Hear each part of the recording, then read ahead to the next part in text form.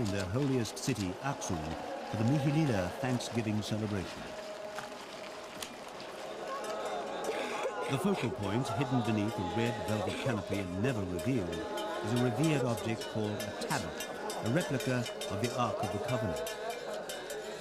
The Bible's Old Testament says God commanded the Ark to be built to contain the tablets recording his 10 commandments, but the Ark disappeared from Jerusalem after the destruction of King Solomon's temple. Ethiopians say it was brought to their country by Menelik, the son of Queen Sheba and King Solomon.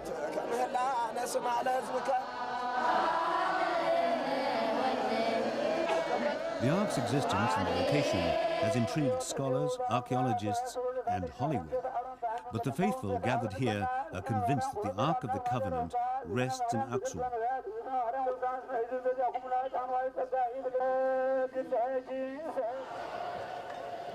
Christianity arrived in Ethiopia around 1700 years ago, and almost half the population belongs to the Ethiopian Orthodox Church.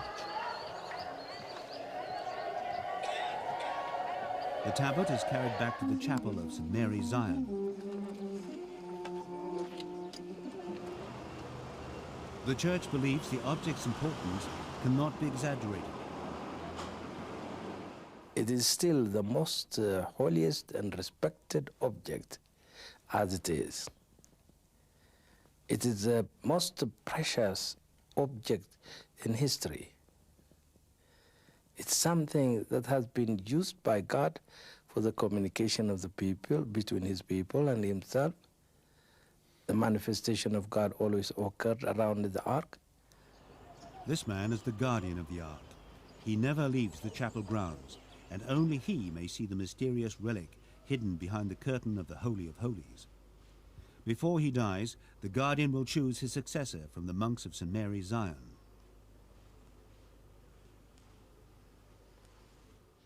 The guardian isn't allowed to speak publicly, and his representative adds to the mystery.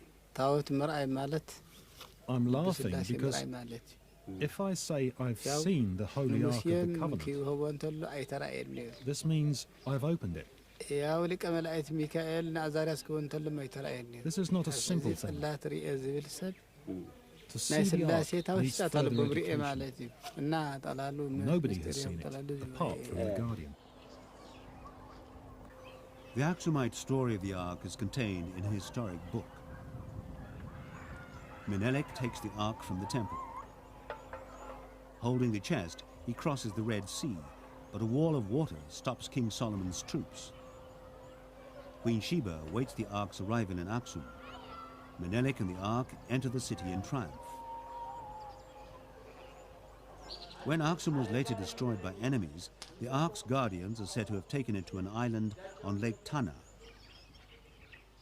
They only returned it to the rebuilt city several hundred years later. Aksum is the cradle of Ethiopian civilization, with obelisks predating the Christian period, but only this one remaining intact. A bigger one, weighing more than 100 tons, was taken away by Italian leader Mussolini's colonial troops in 1937, and Ethiopia still wants it back. Aksum was formerly a trading center between Africa and Asia. Its markets displayed gold, ivory, incense, and spices. Now its long Christian heritage attracts worshippers from all over the country and a few from abroad. The devotion of ordinary Ethiopians to their religion and to the Ark is evident. As a Christian, I'm very happy the Ark of the Covenant is amongst them. And I'm very proud that I'm part of the population and a Christian. This is Tana Kirkos Island, which in the Aksumite version of the story is where the Ark was hidden before being returned to the city. But some Ethiopians believe a different account. They say that Menelik and High Priest Azariah brought the Ark directly here from Jerusalem. The island's only inhabitants are these few monks whose lives are dedicated to the Ark.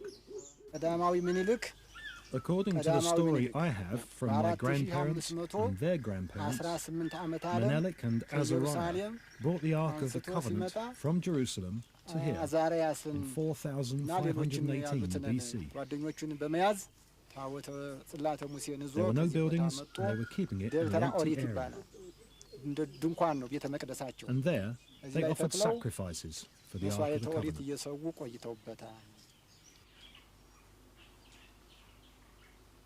The island's church may look rudimentary, but it is said to contain the sacred object which no one may see without permission from the Orthodox Church's patriarch. The monks say the original church was built by the first patriarch when he came to bless the holy chest.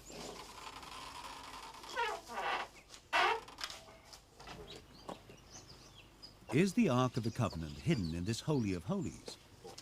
Neither the head priest nor the monks will answer the question. The building contains ancient texts depicting biblical events, including Moses stretching out to receive the tablets. The texts also contain stories of Christian saints, all of whom have their place in Ethiopian Orthodox Church tradition. The history of the church itself goes back many years and embraces several ancient beliefs, with the Old Testament of particular importance. We should consider Ethiopian Christianity as a kind of Judaic Christianity. And the patriarch, the present patriarch, is on record once as saying that the Ethiopian church is 3,000 years old, 1,000 Jewish and 2,000 Christian. And I think one can say that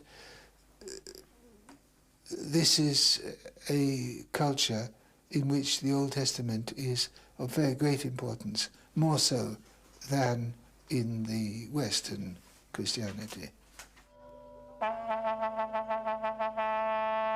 This is Aksum's annual Timkat Baptism Festival. The tablet of the Ark leaves the chapel. It's securely guarded.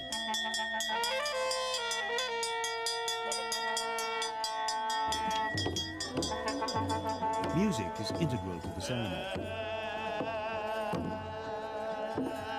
In the late afternoon, the procession winds slowly towards the place where the tablet will rest overnight.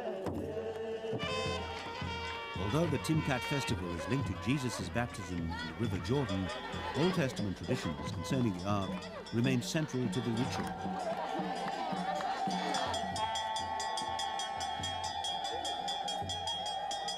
The tablet is moved carefully and with great rejoicing.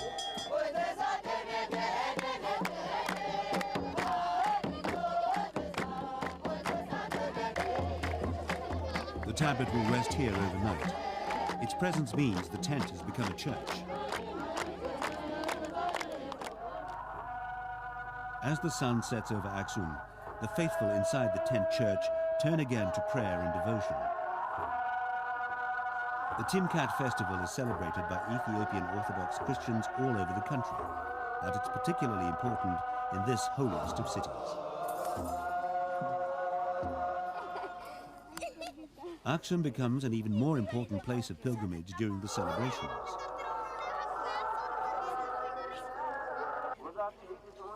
The next morning, a crowd gathers to prepare for the blessing of the water, which will become sacred in the presence of the tablet. Worshippers wait around the edge of what is referred to as Queen Sheba's bath. Although modern, to believers it resonates with history and their religious heritage.